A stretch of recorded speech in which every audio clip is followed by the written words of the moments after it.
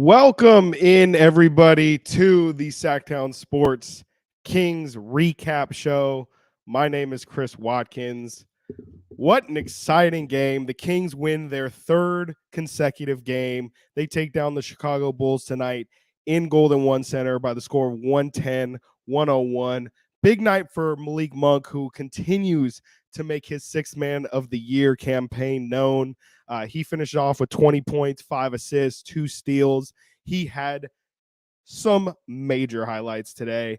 Let me get this layout all set up. Guess what, ladies and gentlemen? We get to do this. Typically, I always say this because it's my favorite part. So typically, whenever we do this Sactown Sports recap show, we have this nice little layout here. But when the Kings do things, we get to add that right there. Kings win. Kings win, Kings win. Light that beam. Third consecutive game, as I mentioned. They win both nights of this back-to-back. It's always brutal when you see that you have a back-to-back, especially against two teams that are no slouches in the Clippers and the Chicago Bulls. Obviously, the Clippers didn't have their entire roster yesterday going, but nonetheless, Kings got the win, took care of business. There's been a lot of times in the past where we've seen Kings teams not take care of business when the other team has their best players out. So, you can only play who's in front of you. So the Kings took care of business last night. Tonight, you knew, thankfully, that they were able to rest their starters for a lot of that fourth quarter, and that showed down the stretch tonight. With Sabonis making big plays down the stretch. Davion played really well down the stretch as well. Those guys weren't tired at all. And typically, we saw earlier this year when the Kings had a back-to-back in Memphis and then in Atlanta, it just looked like the second night of that, they had no energy. And tonight, we didn't see that. It was a consistent effort. The Kings did actually take a punch in the face early in this game. It seemed like the Bulls were ready to go. And the start of this game, the pace was incredible. I think the first 9 of the first 10 shots for the Kings tonight were threes. They were coming out gunning, ready to pick up the pace and really put up points on this really good Chicago Bulls defense. But while I'm mentioning defense, the Sacramento Kings are starting to play defense, ladies and gentlemen. Hold on. I'm gonna stop for a second because I can't. We need to repeat that and really think about what I just said. The Sacramento Kings are playing defense. Oh my goodness! This is the on this back-to-back. They have allowed the fewest points they have allowed to opponents all season. Last night was the first time, or not even last night. They played yesterday. They ended their game about 25 hours ago. They only allowed 97 points to the Clippers. That was their fewest of the season. Come back tonight or today even and only allow 101 points. Really was 97 until the Bulls kind of got some late points there. But nonetheless, 101 points allowed. That would be their second fewest total allowed on the season. This team just keeps getting better and better on the defensive end, incrementally, game by game. It really makes sense. I feel a little bit foolish for for assuming that this team's defense was going to be good right off the bat. I mean, we saw their offense explode to start the season, and I guess it was pretty foolish to kind of expect that a team that has been historically terrible on that defensive end to just come out and be a complete 180 of that. It takes time. It takes time, especially with the amount of new people that the Kings are trying to integrate on this team with Malik Monk. Malik Monk, Kevin Huerter, Keegan Murray, Davion Mitchell as well. I mean, Davion's not new to this team, but just everybody getting accustomed to each other's play. Chimezie Metu's in a different role than he was last year as well.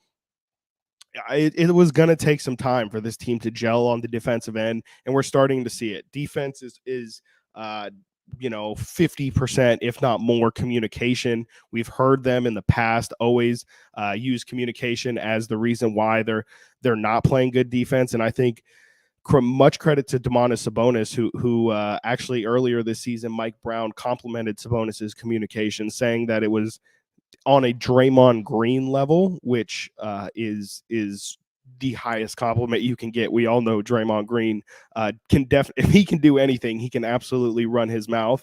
And to say that Domas, who is not the kind of guy to run his mouth like Draymond, can have the kind of vocal communication abilities on the defensive end like Draymond Green, I think is a huge testament to Domas and a big reason why this team is starting to gel on the defensive end.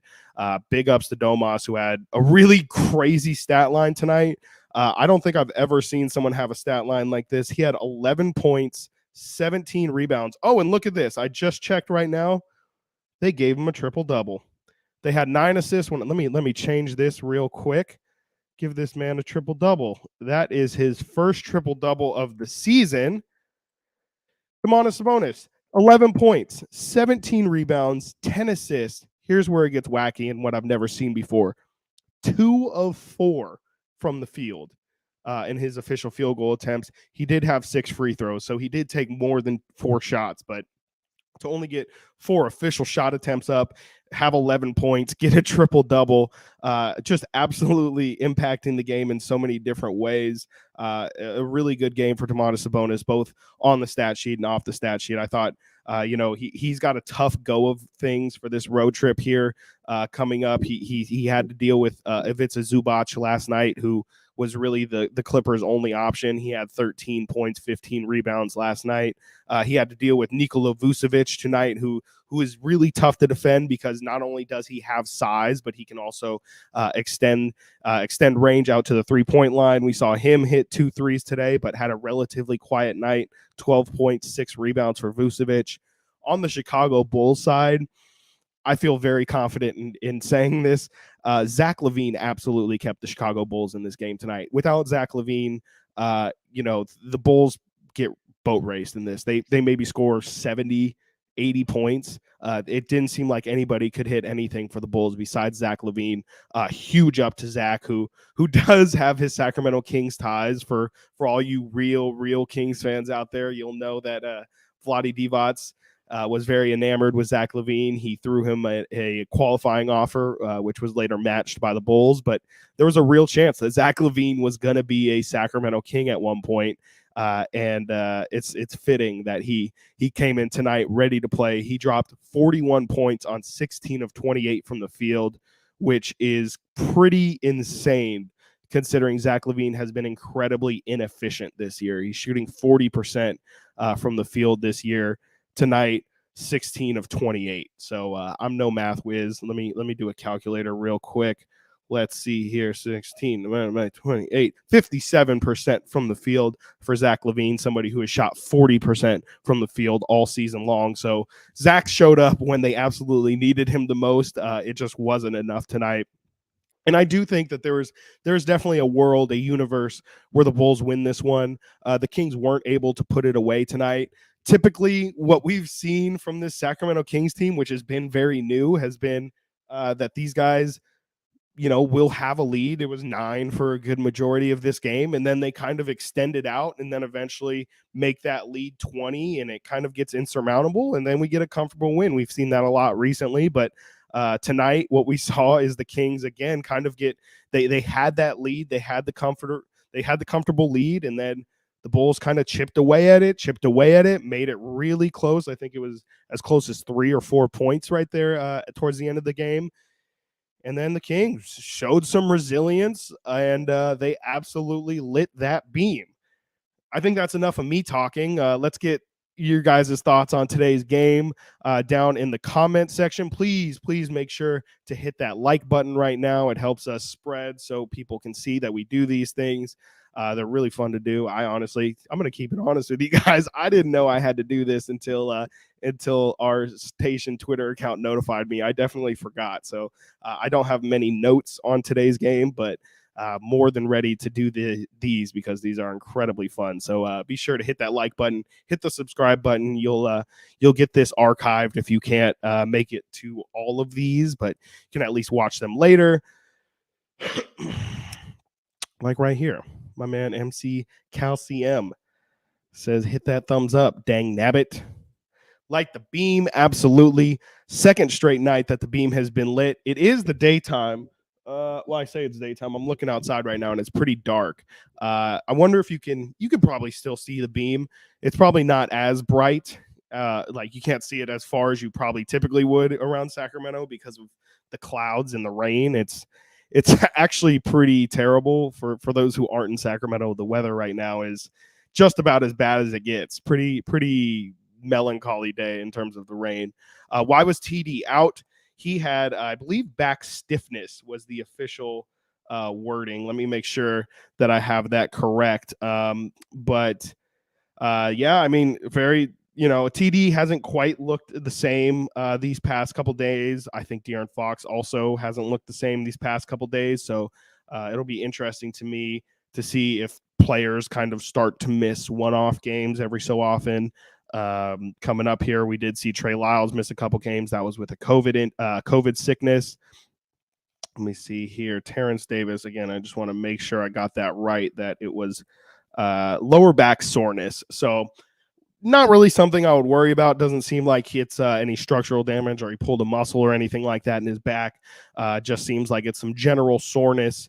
And, it didn't really matter tonight. TD has been, like I said, he's been a little bit up and down. He's obviously had some major ups this season, a la the Brooklyn Nets games. But, there's some nights where, his offensive impact isn't really needed. And tonight was one of those nights because Malik Monk was absolutely incredible. I thought Chimezie Metu had a nice game off the bench. I think, as somebody, I think I've been pretty vocal about not being the biggest Chimezie Metu fan in the past, but I absolutely have to give him his credit for how he's played so far and how he's adjusted to his role, his new role here in Sacramento, being the backup center. We saw him play a lot of backup 4 last year. Also saw him take a lot more 3-pointers last year. I think the fact that he's around the rim is a big reason why I personally have liked his play style a lot more this year. I think he's a lot more effective. And he's a really great athlete, especially offensively. He's really able to show a lot of things that the Kings don't really have anybody else on their roster that can do that. And Chimezie has been really good around the rim. So big ups, Mezzi. He's been really good on the glass. Wasn't as good tonight. Only finished with 3 rebounds. But Chimezie, if he can continue to be aggressive on the glass, I really like the long-term fit there for Chimezie Metu as a backup center. Never thought I would say that, but Messi's been impressive. Cannot deny it. Kings win back-to-back against a good team, showing a lot. They have showed a lot.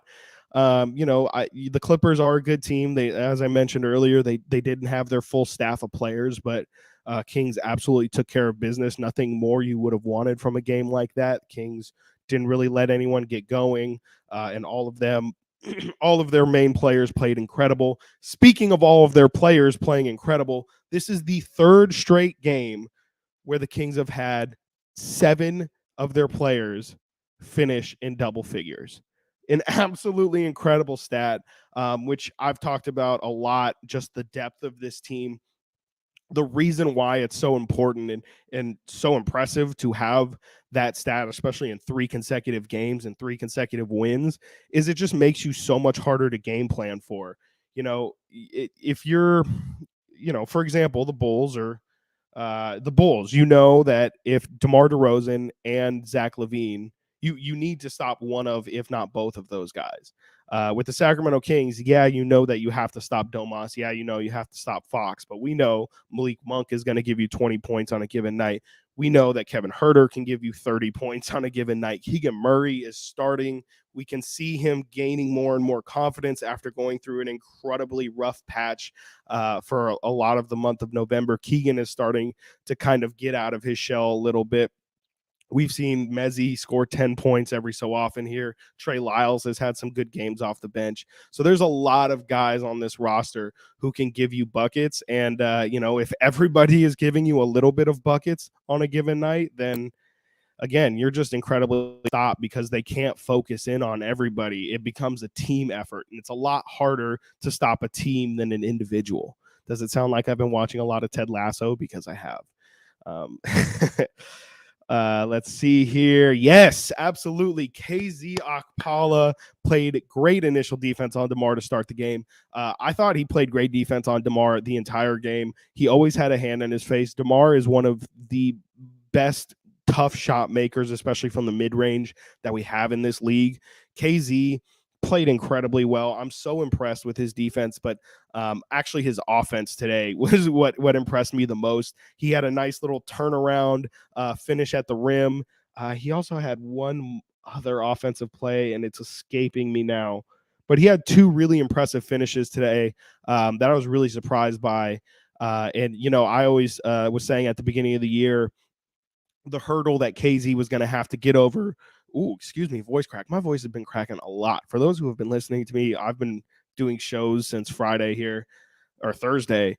My voice has been cracking nonstop. So excuse me. What was I talking about? I lost my train of thought. I was talking about KZ Okpala.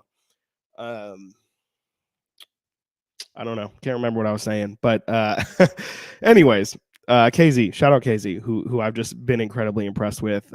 Both offense. Oh, I remember the Mo Harkless dilemma.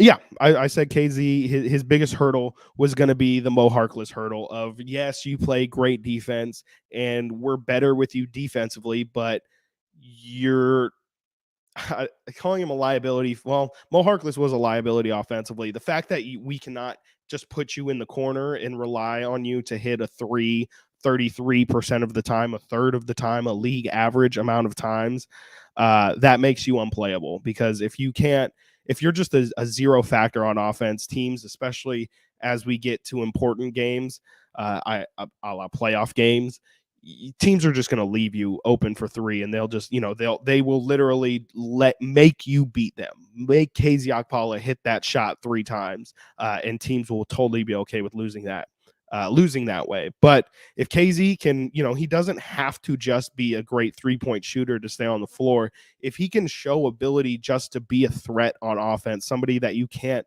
just leave on the offensive end, then, that's where KZ has a real role on this team, and we're seeing Mike Brown give him some good run here. I think it started with the Trey Lyles sickness, and he kind of inserted him in there. And then with Keegan's struggles, as I mentioned, for the month, I think there was a possibility that KZ was going to get some real playing time. And as Keegan, as we're seeing him play better and better, I personally thought that there was a chance KZ could have been inserted into the starting lineup, but I'm curious to see, especially on Wednesday when this team plays the Milwaukee Bucks and has to go against Giannis and Chris Middleton. Will they opt for length and size, to guard Giannis? Because I personally don't want to see Keegan Murray guard Giannis Antetokounmpo. I'm not very excited. I don't think that's going to do Keegan a lot of good. I don't think he's going to learn a lot from that matchup. I think it's just going to be a long day for him. I would personally rather see KZ, who we've seen play great defense on a lot of different people, including Paul George, who gave him 40 points, but nonetheless made it difficult. Laser, fire the laser. We love this. We love this. We love this. Fire the beam. This is the important thing about tonight, is that the beam is lit. Can't lose track of that. Great win on the road of a back-to-back. Out in Omaha, Nebraska. Tom, thank you so much for joining us. I don't have any anecdotes about Nebraska, but that's awesome that you're listening to this. Shout out you, and we appreciate you. Absolutely. We have hope we have a good road trip. Let's go through this road trip right now. I've mentioned it a couple times. It's really tough. Their first 5 opponents are all in the top 10 of the Eastern Conference right now. They're all playing teams. On Wednesday, they played the Milwaukee Bucks, number 2 team in the Eastern Conference. That's no slouch. The Cleveland Cavaliers, we've played them before. We beat them before, but now we're on the road in Cleveland. It's going to be tough to beat that team 2 times in a season. Very, very tough. New York Knicks, who have typically been slouches and not someone you really need to worry about. I'm not super concerned about that game. I think the Kings should be able to handle the Knicks. But in the Garden is that on Friday? That's on Sunday. I'm sorry. Cleveland on Friday, Knicks on Sunday. Then they play the Philadelphia 76ers on Tuesday and then play a back-to-back. So Sixers on Tuesday, Wednesday in Toronto to play the Raptors, and then close out the road trip at Detroit against the Pistons. So it kind of lays off towards the end. Then they actually get a nice stretch of easy games where they play the Hornets, the Lakers, and the Wizards, and then the Nuggets on a back-to-back. So Kings do get a little bit of light at the end of the tunnel, but boy, oh boy, this road trip is going to be tough. Again, that is Bucks on Wednesday, Cavs on Friday, Knicks on Sunday, Sixers on Tuesday, Raptors on Wednesday in consecutive games. Ugh. This is why it's important to get these wins like tonight and a win like yesterday as well. You need to get yourself clear when you're going to inevitably hit those tough patches of the season, and you're going to lose games. It's just going to be the nature of the beast. You're going to lose games, especially when you play against some of the best teams in the league. So the important thing is keeping your head above water, keeping above that 500 level, so that you're not chasing, where the Kings have been for the past 3 seasons. It feels like where they're 3, 2, 1.5 games out of that 10 spot, and you're just kind of always playing catch up. That's just not where you want to be. The Kings are both in game better front runners, and I think in the long run here for the standings race, we'll be better off being a front runner than trying to come back from behind. This is something that is I love this comment right here from Ian Fisher. Holmes gonna get minutes. It's a really good question. I wish I had the answer. I wish that it were simpler to find minutes for Rashawn Holmes right now. But like I said earlier, I think Chimezie Metu has played really well in his role recently. And I think Mezzie's earned that spot at the moment. Rashawn really struggled at the start of this season defensively. And, he never really got into his flow offensively either. We've seen Rashawn at his best off on the offensive end, have that push shot that he became, that was patent pending. His push shot was such a lethal weapon. He would get, he was getting 20-10 nights pretty routinely for a good stretch of time there. And, he's not getting those minutes ever again. I don't think he'll ever reach that kind of minutes for this team. But, I think if somehow, I would hate to say this, but I really think the only way that Rashawn's going to find his way into the lineup again is if Sabonis goes down for some reason. I do think in a weird way, this team might, if let's say Sabonis had to miss with 2 games, I think Rashawn might be the starter. As weird as that sounds, maybe I could be wrong on that. That's just my opinion, but I feel like they should start Rashawn in that situation and keep Mezzi in his role. I wouldn't want Mezzi to have more minutes in that kind of situation. And I think Rashawn is honestly a better starting center than Mezzi would be. So that's kind of the only way I see Rashawn getting minutes. We've seen him play in Mark Jones said we shouldn't call it garbage time, but in garbage time.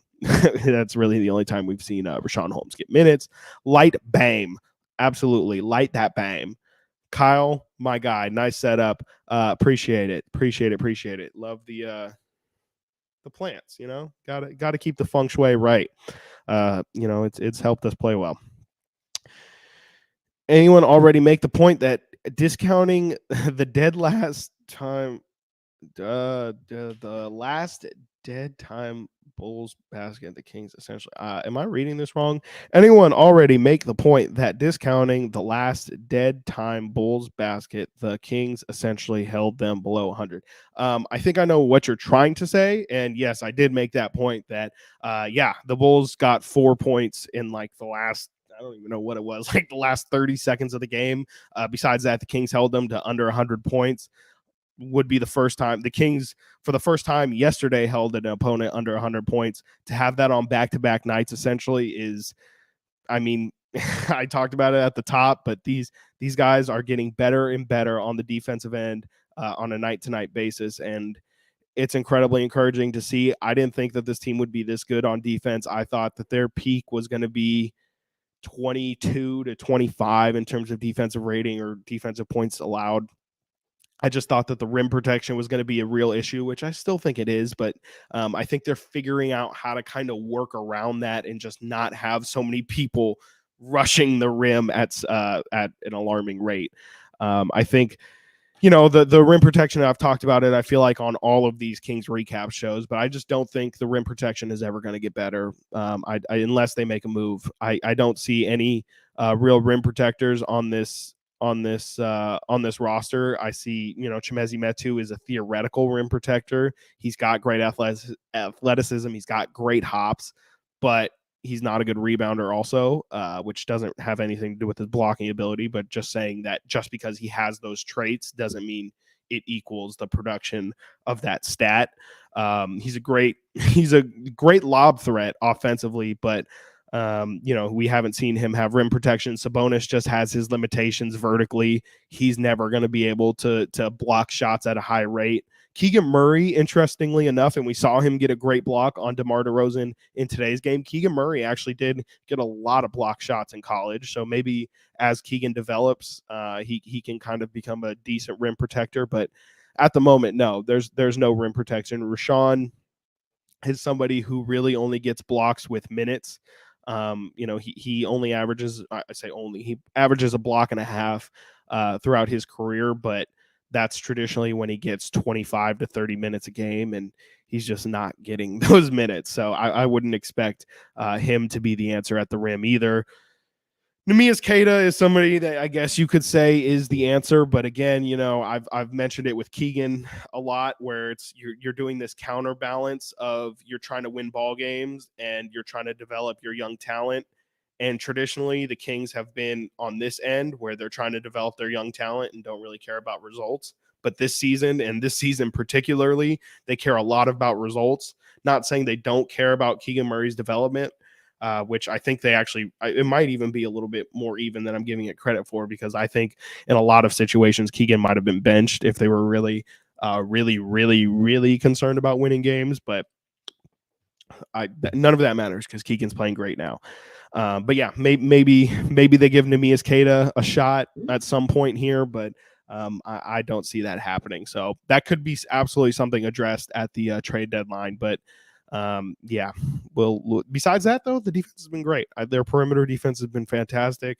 De'Aaron Fox talked the other day in his post-game press conferences about how Mike Brown has what he calls hot guys, which are, the guys that they identify as the other team's lethal shooters, no pun intended with the Domantas Sabonis, but the guys that Mike Brown feels like you need to fly out on. It doesn't matter if, let's say we'll just counter it to our team. So we'll say Rashawn Holmes is at the 3-point line. Rashawn Holmes is not going to be identified as a hot guy.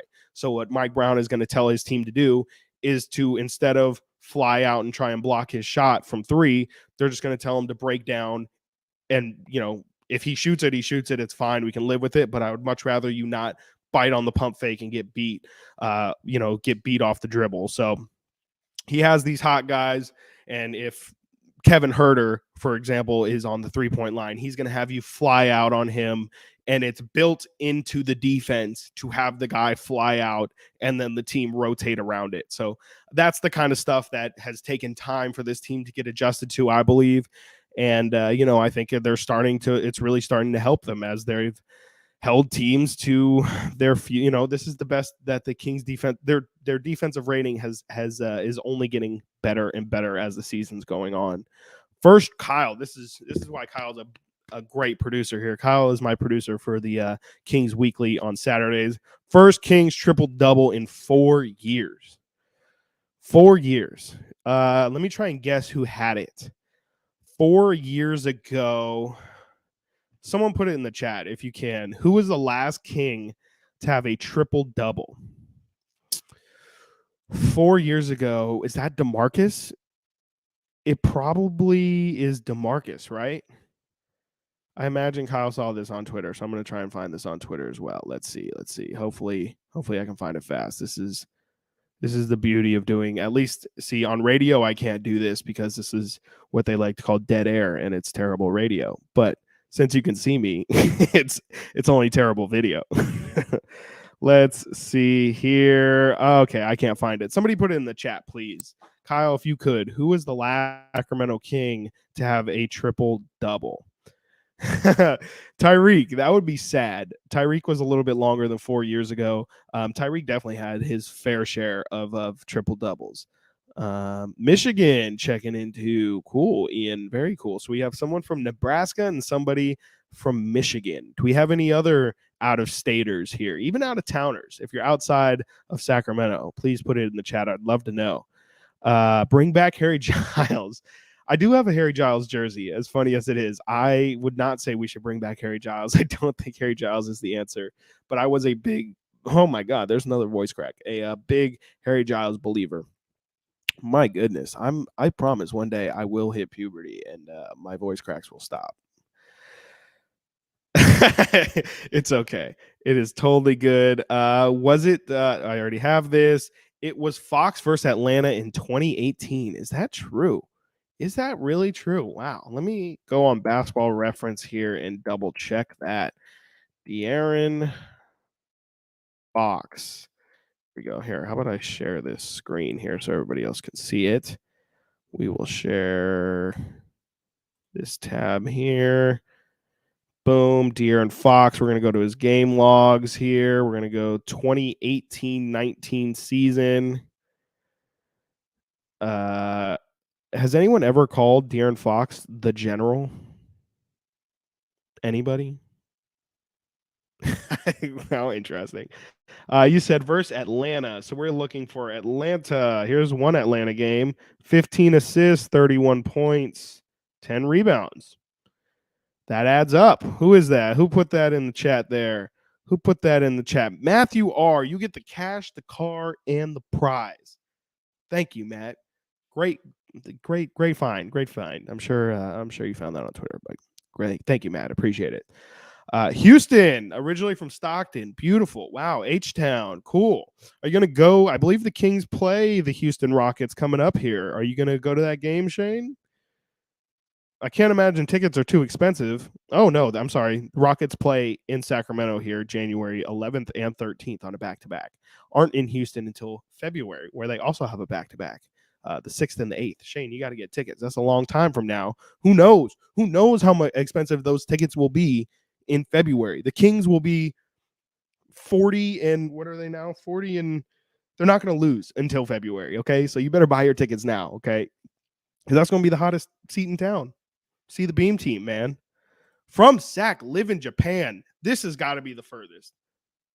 Got to be the furthest. Cabbage Sensei from Sac, live in Japan.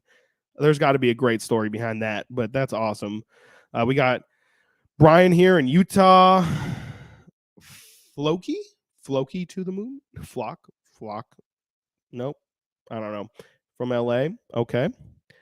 Iowa. Chris. Brian. Let me see if I can find this video. Actually, this is a great segue here. My guy, my coworker, my co-host on the Return to the Roar podcast, Frankie Cardicelli, asked Keegan about, oh my goodness gracious. He asked Keegan about this 30-20 game that his twin brother Chris Murray had, and his response was absolutely hilarious. Keegan is the funniest person I've probably heard in my life. He cracks me up. just like his serious tone. Hopefully you can hear this. Okay. Hopefully you can hear this. Let's see here. Boom, boom, boom, boom. Hopefully this plays audio-wise. Okay. Keegan, what were you hearing from your brother about his 30-20 game? All right, I can't Yeah, hear it. that was something. But I mean, he had 20 rebounds. I can't. Keegan, what were you hearing from your brother about his 30-20 game? But does Frank have the quote here? Maybe he that was something. But I mean, I'm not getting that audio, so probably you guys aren't either. And he had 31 points. I'm going to make the point for him. He was like, yeah, I heard about it. And then he went on to say, my career high is 37 points and my career high in rebounds is 21. So still got to do that. Very, very funny. The most expressive I've seen Keegan probably since he's been here in Sacramento. Absolutely hilarious. Shout out my guy Frank Carticelli, who you can hear the audio. Beautiful. Okay, so I am gonna I don't think I played that entire thing. I'm sorry. Let me play you guys that entire thing then. He hasn't been playing this entire time. Keegan, what were you hearing from your brother about his 30-20 game? Yeah, that was something. But I mean, he had 20 rebounds. My career high is 21 rebounds, and he had 31 points. My career high is 37 points. So he hasn't quite reached me yet. Keegan, what were you hearing from your brother? Yeah, absolutely hilarious. Keegan Murray is my guy. Absolutely hilarious stuff from Keegan there. I really hope you guys can hear that, or else it sounds really funny that I'm like, yeah. Is there anything else anyone would like to chat about before I hop on out of here? I can't lie, it's a Sunday. I was not planning to go on for this long, but I'm just having too much fun. So anything else anyone would like to mention, please put it down in the comments now. Please also make sure to hit that like button so that my bosses know that I'm doing a great job on these because I'm trying to get promoted. I'm kidding. I don't need a promotion. Anything else here? Anything else? I'll do a quick little another wrap up just to wrap up my thoughts. Again, the Sacramento Kings take this one 110-101. Huge night from Malik Monk, who had yet another 20-point performance off the bench. This is, if I'm not mistaken, yes, his third game in 3 in 4 games here. 3 times in 4 games has he finished with 20 points or more. He had 30 points against Phoenix, 20 against Indiana, and then 20 tonight. He had 13 last night against the Clippers. Malik just continues to stack up 6 Man of the Year credentials, I guess is what I'll call them. Now that we're good, other players want to come to Sac. I don't know about that. We'll see. We'll have to see. That's hopefully what all of this is for as well, is, to get some respect around the league.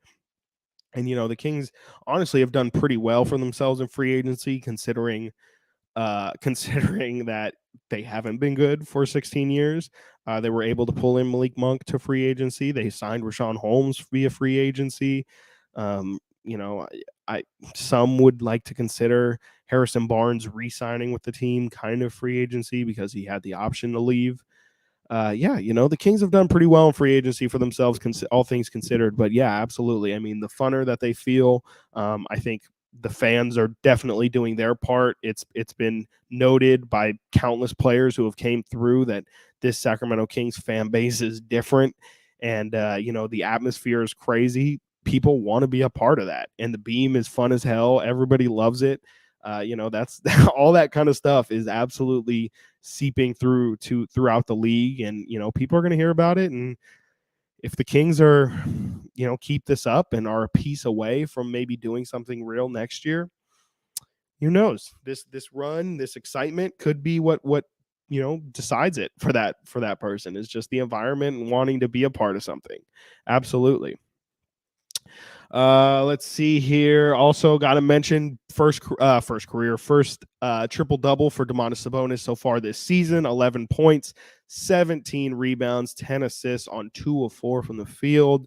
De'Aaron Fox had 16, 7, and 4 on yet another quiet night. De'Aaron hasn't looked himself the past couple games, but it hasn't mattered, which is also incredibly important. The fact that De'Aaron Fox doesn't have to be a superhero every night for this team to win.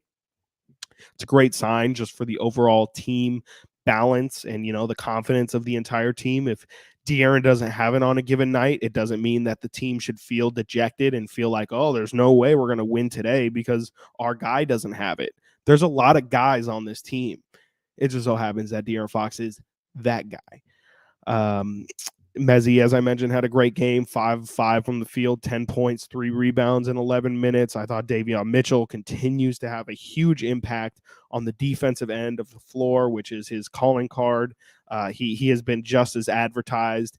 And the thing that I've been most impressed with Davion is just it doesn't matter size-wise who he's on. He guards DeMar DeRozan. He guards Paul George. I'm sure at some point we'll see him switch on to Giannis Antetokounmpo on Wednesday. That'll be fun. But even with his lack of height, he still manages to bother these 6'7", 6'8" guys who theoretically have the weight advantage on him also. But Davion is just such a rock. He's a boulder. You can't move him. He's in your grill. He's a pest. He's annoying. He's incredibly high IQ'd on the defensive end. We saw him get that. He got called on a he did hit. I think it was LaVine, I believe, in the corner when he did a little turnaround. Davion timed it perfectly, slapped it out of his hand, or didn't slap it out of him. He hit all ball, hit it out of his hands, and then, trying to get the strip after the ball was out, he did hit his arm. But just an incredibly high IQ defensive player Davion Mitchell is. 5 assists for Davion, which is huge. I also should mention Malik Monk's assisting today, which his passing continues to just be the biggest surprise that nobody saw coming. He is a legitimate playmaker, a legitimate, backup playmaker for this, or, third string playmaker, even if you want to go Domas 1, Fox 2. Malik Monk has been incredible off the bench, not only scoring 20 points, but also getting 5 assists and just some of the flashiest stuff you're going to see. His assist to De'Aaron Fox today on his 3 was absolutely incredible, where he just wraps it around and, while he's driving. High level stuff, super exciting. I am going to wrap this thing up. Thank you all so much for hopping in here. I appreciate you all so much. Be sure to check us out after every Sacramento Kings game right here on the Sactown Sports 1140 YouTube channel, as well as live streaming on Twitter as well. My name is Chris Watkins. You can check me out every Saturday on Kings Weekly. That is on Sactown Sports 1140 on the radio station. For you guys who still have AM radio, you can check me out there, AM 1140, the Sactown Sports 1140 app. You can also check us out right here on the Sactown Sports 1140 YouTube channel, which is just fantastic. You can also hear me with my co-host and amazing partner in crime, Frankie Cardicelli, who writes articles on SactownSports.com after every single Sacramento Kings game. You can read his stuff over there. Follow me on Twitter at Chris M. Watkins. That is CHRIS M. Watkins, WATKINS. Fire content there. The most fire content. Like, so fire of content on that page. So be sure to follow me. Again, Kings win 110-101. Happy Sunday. Y'all have a good one. Bye-bye.